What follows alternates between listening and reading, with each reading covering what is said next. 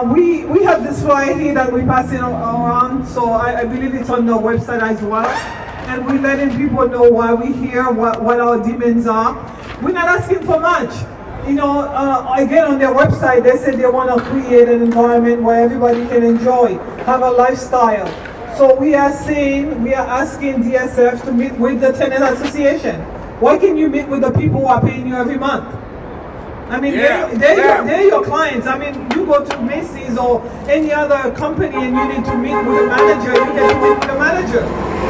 So why is it that you cannot meet with management and not only DSF, but also we've been able to meet with the management company, with management, but we want to meet with the owners because again and again, we've had several meetings with management, and with management is saying they're not making final decisions. That's not their position. So therefore, we need the owners, we need Arthur Solomon and his people to come to the table to make a decision because we want our rent increases to be predictable at 2.5%. Predictable at 2.5%. We want a long-term contract of no less than 3 years. 3 years contract, okay? And we will continue to fight because Felton is a 347 unit built community. If the people moving out, it's mass displacement of the long-term tenants who've been there for years. People who created the environment which caused what's happening right now.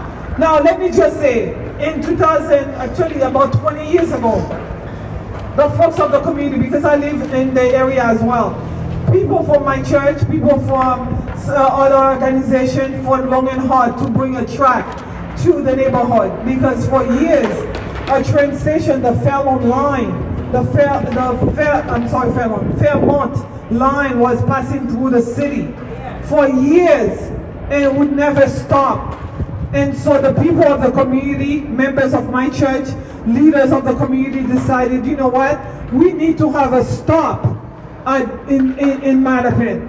We need a stop because that stop will allow the people of Manton to get to work on time, to have an opportunity to walk in town because it would take an hour and a half with buses and train and all that to get to downtown. And they decided, you know what, if we have a line coming to the town or to the city, why not have a stop?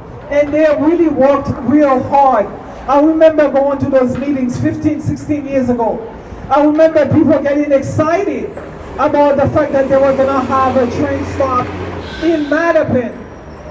But as soon as that train stop opened 3 years ago, Arthur Solomon and his people, DSF, decided to come to Manton. And they came to Manton, and what they've been doing, they've been pushing people who did the work. Their own sweat equity is coming back to punish them. The community has sweat equity. They've worked hard to bring that train station. So if you go on DSF website, they talk about their business strategy. They talk about how they want to maximize profit for the investors. They want to talk about all that stuff. But the maximizing of that profit is being done on the backs of the people who did the work. So we are asking them to negotiate a fair and reasonable contract with the Tenant Association of Felton because we shall not be moved and we're not going anywhere.